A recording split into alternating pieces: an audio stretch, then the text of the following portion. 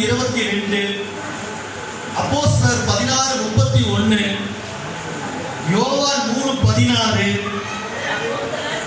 அப்போஸ்தலர் 16:21, யோவான் 3:16, 1 யோவான் 2:2 இந்த வசனங்களை எல்லாம் நீங்க தியானம் பண்ணுங்க. மீட்பின் ரகசியம் என்னன்னு தெரியும். இதுதான் மீட்பின் உபதேசம்னு சொல்லுவாங்க. நிறைய பேர் சொல்லுவாங்க, தேவன் யார் ஒருத்தன் கிறிஸ்துவை பின்தொடர்கிறானோ அவன் தன் சிலுவையை சுமந்து கொண்டு வரக்கடவுள்னு சொல்லுவாங்க. சிலுவைன்னு சொன்னாலே என்ன, நம்ம கிறிஸ்தவர்களுக்குள்ள ஒரு பழக்கம் என்ன இருக்குன்னா, பாடுகளை அனுபவிப்பது கிறிஸ்துவனுடைய வழக்கம் நினைச்சிருக்காங்க. பாடுகளை அனுபவிப்பதற்காக சிலுவை சுமந்து கொண்டுவார் சொல்ல, அவர் சிலுவையின் உபதேசத்தை சுமந்து கொண்டுவார்.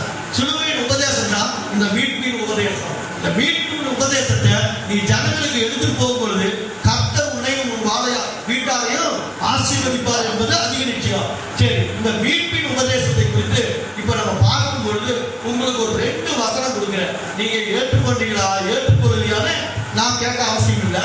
ஏற்றுக்கொண்டால் ஏற்றுக்கொண்டவர்களுக்கு ஒரு வசனம், ஏற்றுக்கொள்ளாதவர்களுக்கு ஒரு வசனம். இந்த 2 வசனத்தை இந்த எதிர்ப்பு வசனம் நீங்க முடிவு பண்ணிக்கங்க. முதலாவது வசனம், நீங்க விசுவாசிக்கணும் என்றால் யோவான் 3:16, நீங்கள் அவிசுவாசியா இருந்தால் வெளிப்படுத்தல் 20:15.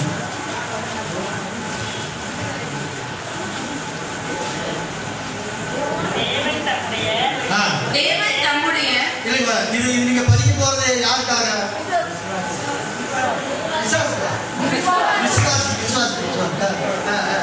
தேவன் தம்முடைய ஒரே பேரான குமாரனை விசுவாசிக்கிறவன் எவனோ அவன் கெட்டு போகாமல் நித்திய ஜீவன் அடையும்படி அவரை தந்தருளி இவ்வளவாய் உலகத்தில் அன்பு கூர்ந்தார். ஏன் தெரியுமா? கைவிட்டு மறித்தாரு.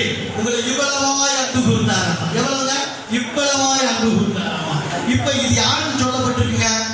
நீங்க இந்த சொன்ன இந்த மீட்பின் உபதேசத்தை விசுவசித்தால், இன்கேஸ் நீங்க அவிசுவாசியா இருந்தீங்க, இவர் கிடக்கிறார், நான்லாம் பாதி எத்தனை வருஷமா சொல்லிட்டு கிடக்கிறேன், இன்னைக்கு என்னமோ நீதிமான்கிறாரு அப்படின்னு சொல்லிட்டீங்கன்னு நினைச்சா இந்த வசனம் தான் உங்களுக்கு. எது? வெளிப்படுத்தல் புத்தகம் 20ஆம் அதிகாரம் 14ஆம் வசனம். அப்பொழுது மரணமும் பாதாளமும் அக்கினி கடலிலே தள்ளப்பட்டன. இது 2ஆம் மரணம்.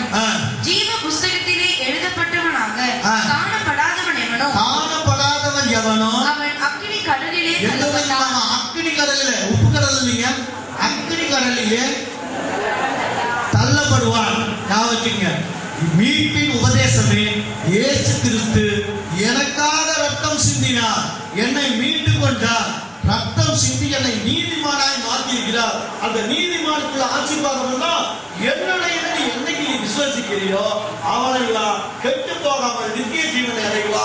எனக்கு அது பொறுப்பல்ல நினைச்சீங்கன்னா அக்கினி கடல்ல தள்ளப்படுவேன். எத்தனை பேர் விசுவாசிக்கிறீங்க? எத்தனை பேர் அவிசுவாசியா இருக்கு? விசுவாசி அவிசுவாசி. அப்ப எல்லாரையும் மீட்பின் ரகசியத்தை ஏற்றுக்கொண்டீங்களா?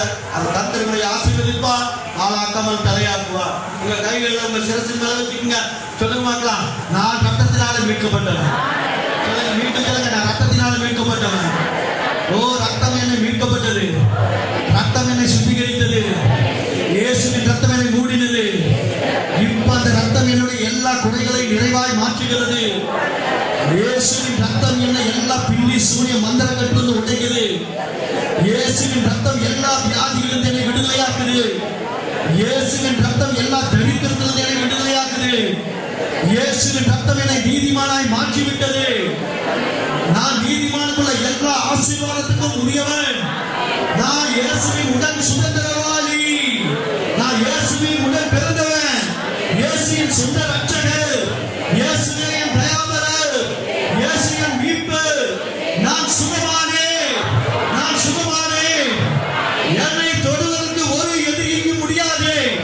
நான் கர்த்தருடையவன், நான் பரலோகத்துக்கு உரியவன், நான் ராஜ்யத்தை சேர்க்கிறவன். ஓ யமா ஷக்கலரவா. thank you master. கரங்களை தட்டி கர்த்தரை மகிமைப்படுத்து, கர்த்தரை மகிமைப்படுத்து. அப்படியே எழுந்திருப்போம், அப்படியே எல்லாம் எழுந்திருப்போம்.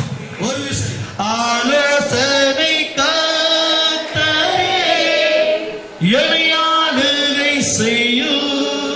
எல்லா கைகளை ஏற்றி சொல்லுங்க. ஜீவ தண்ணி நீரே